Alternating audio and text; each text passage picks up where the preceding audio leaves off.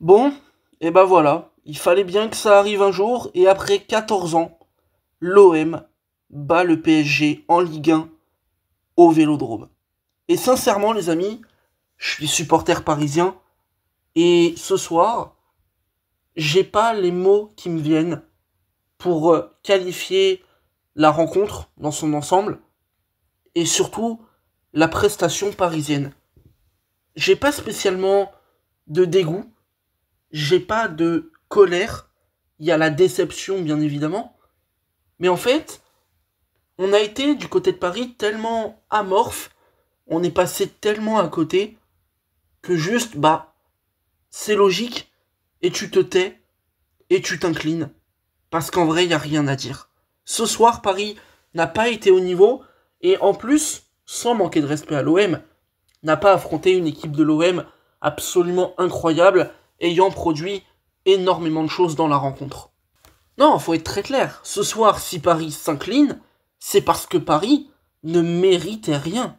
C'est parce que le contenu, la proposition, si on peut appeler ça une proposition, ne méritait rien, ne valait rien. Ce soir, c'était pas une équipe, c'était pas un match de foot, c'était pas une proposition tactique, c'était pas de l'engagement. C'était, et je suis désolé de le dire ainsi, du foutage de gueule.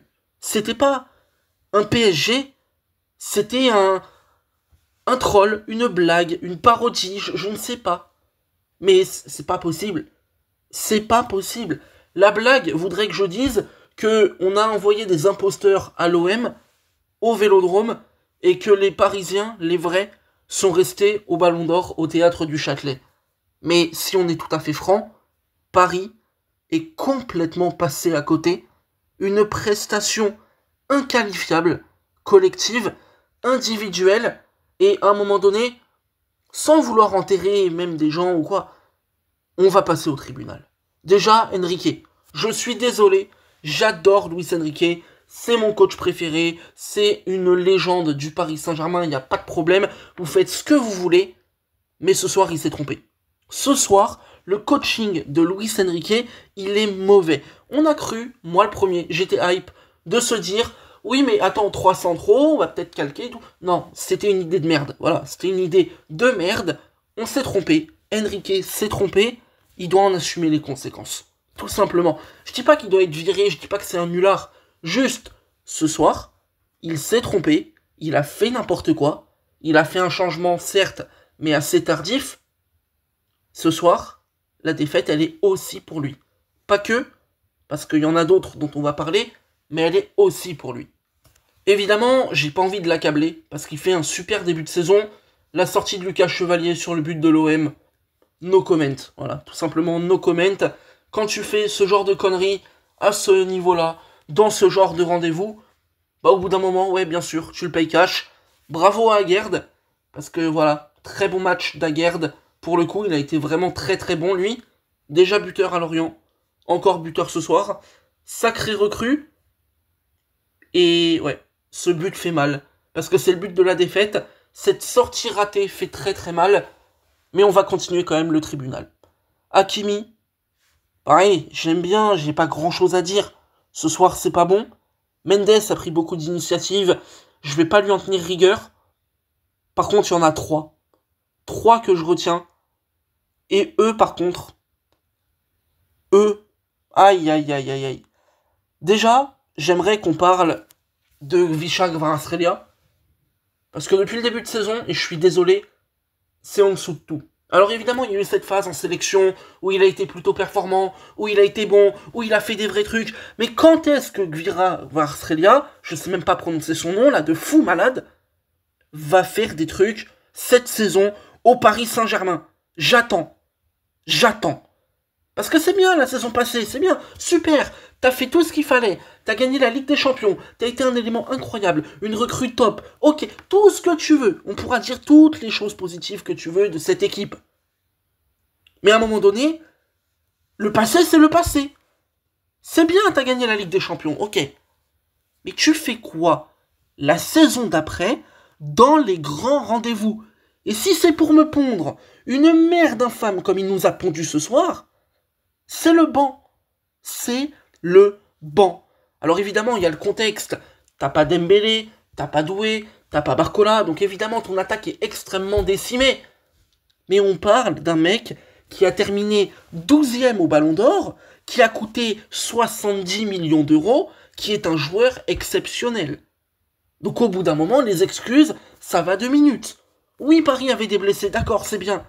Mais l'équipe que t'as alignée ce soir, elle n'est pas censée être compétitive peut-être.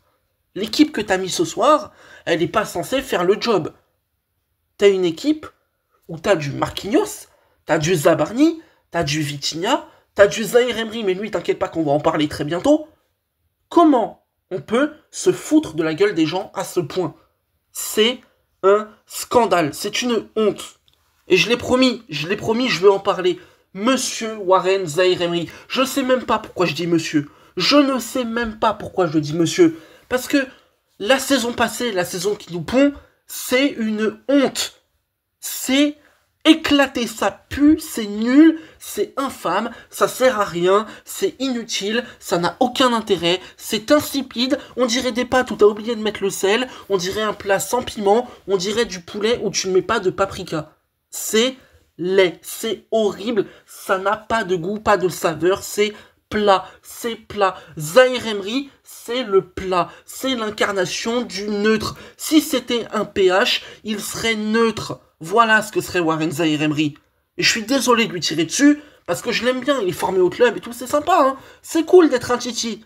Sauf que c'est pas un putain de diplôme, c'est pas un totem d'immunité. À un moment donné, il y a le terrain, il y a le football, il y a les qualités, il y a l'apport que tu as. Et ce soir, Zaïre Emery, ça a été 0. Et au-delà d'être neutre, le néant, rien apporté, être vraiment le mec le plus plat du monde, il a été nullissime. À chaque fois qu'il touchait un ballon, c'était éclaté. Il perdait la balle, il faisait n'importe quoi. À l'image de cette équipe qui ce soir n'a pas respecté le football, n'a pas respecté ses supporters, ne sait pas respecter elle-même. Je suis très dur, je sais, mais à un moment donné, c'est un classico. Tu joues l'OM, tu sais à quel point ce match est important. Tu ne fais pas la prestation pitoyable que tu as fait ce soir. C'est pas possible. L'intensité, elle y était pas. La vitesse de jeu, elle y était pas. La qualité technique, elle y était pas. Vous avez vu le nombre de ballons perdus par des passes éclatées de merde des Parisiens. C'est honteux, bien loin des standards habituels. Que Paris rate un match, je peux l'entendre. Mais à un moment donné, l'intensité, l'engagement, l'impact, ça, tu peux me dire ce que tu veux sur le niveau. Ça s'appelle avoir les balls sur le terrain, je le dis un peu poliment, et les poser. Et ce soir, on dira ce qu'on veut. L'OM n'a pas été extra, mais l'OM a fait le job. L'OM a été pressé, l'OM a mis l'engagement, l'OM a été cherché haut, l'OM t'a contrarié. Et ça m'embête. Parce qu'à la limite que Paris soit nul, rate un match, ok, franchement je peux le comprendre, et j'ai un seuil de tolérance qui est très élevé par rapport à tout ce qui a été fait par cette équipe, par rapport à tout ce qu'elle peut encore faire. Mais l'engagement, l'envie, la combativité, ça c'est très dur à digérer pour un supporter. Ça, c'est très très dur à digérer. Vraiment. Et là on va ouvrir le dernier tribunal. Et ce dernier tribunal, attention, attention, parce que je l'ai évoqué dans ma vidéo par rapport à l'Atalanta. S'il avait été sur le banc, je pensais que c'était pour une raison sportive. Ça ne l'a pas été, mais bon Dieu que ça aurait dû. Monsieur Gonzalo Ramos. Alors lui, je sais même pas par où commencer, parce que les gens vont me dire, oui mais il est décisif en sortie de banc, et oui je suis d'accord avec ça, c'est factuel, et moi je suis le premier à le penser, à me dire, c'est cool d'avoir un mec en sortie de banc qui est bon, qui te met des buts. Mais à un moment donné, si on considère l'ensemble des titularisations de Ramos au PSG, on est sur un niveau, à votre avis, de merde infâme, ou d'extrême méga merde infâme? Parce que moi je pense qu'on est vraiment au 3e degré. Les prestations de Ramos en tant que titulaire au Paris Saint-Germain, c'est absolument intolérable. C'est indigne du niveau Paris Saint-Germain. Ce n'est pas digne d'une équipe, d'un club qui est champion d'Europe. C'est pas possible. Alors oui, l'apport sur le banc, le mec il rentre, il est clutch, il arrive à... Ok, c'est bien, super. Mais à un moment donné, Dembélé n'est pas là. On fait quoi, frère? On fait quoi? Dembélé, le 9 du PSG, Ballon d'Or 2025, n'est pas là. On fait quoi? Dans n'importe quelle équipe, ton titulaire n'est pas là, tu mets ton remplaçant. Et le mec, en théorie, fait le taf. Mais Ramos, force est de constater qu'il ne fait pas le taf. C'est ça le problème. À chaque fois que ce mec est titulaire, il est décevant, il est nullissime, il est bidon. Voilà ce qu'il faut dire. Ramos est une putain de pipe. Il est bidon. Dès qu'il démarre un match, il n'a pas la qualité nécessaire requise. Dans le placement, dans les déplacements, dans la finition, dans l'impact qu'il peut avoir sur une défense et dans un match. Et alors, la qualité technique, avec les contrôles de balles, les chaussures Caterpillar, vraiment, j'en peux plus. Parce que là, on est sur le chantier de Notre-Dame de Paris. Ce que vous voulez, on fait du parpaing, on fait du ciment, on est là, on est en train de faire les plus grands travaux manuels de l'histoire. Vous faites tout ce que vous voulez, mais c'est pas du football, hein. Là, c'est pas du football. Ou alors, je sais pas, on était à Lens, on était à Lille, on a été récupérer les plus belles briques de la ville, on les a foutus les deux, là, au pied de Ramos, et on s'est dit, tiens, bonhomme, démerde-toi avec ça. Mais le niveau technique de Ramos, il est scandaleux. Le niveau quand il est titulaire, je suis désolé, c'est honteux. Et j'ai toujours défendu Ramos. Sauf que ce soir, je vous le dis, je descends du train, c'est terminé. Ramos, ciao, bye, Simer, merci pour ce que t'as fait. Le mercato de l'été prochain, tu prends tes clics, tes claques, ta valise, et tu dégages à Antalya Sport, tu dégages à Galatasaray, tu dégages à quiconque voudra t'acheter, mais tu dégages. L'aventure ce soir de Gonzalo Ramos au PSG, j'espère que tout le monde est conscient, et lui le premier, qu'elle est terminée. Parce que là, c'est très très grave. Très très grave. C'est un truc de fou. Ça me fout vraiment en rogne. On va aller sur des choses positives. On va aller quand même sur des choses positives. Je vais boire un peu. La première des choses, dans notre malheur de perdre ce soir, et que ça me pète un peu hein, vous avez compris, je veux pas être vulgaire, le moins possible, c'est que ça va remettre un peu, là, tu vois, le retour sur terre. Cette équipe va se remettre en question, parce que là, on est sur un nuage. Et j'en veux pas aux joueurs. T'as tout gagné. Ligue des Champions, ce que tu veux, tous les titres, on s'en fout, on a tout pris. Donc forcément, tu te sens très fort. En championnat, même si t'es en phase de préparation, que t'as mis l'équipe un peu rotation, machin, t'as gagné jusque-là tous tes matchs.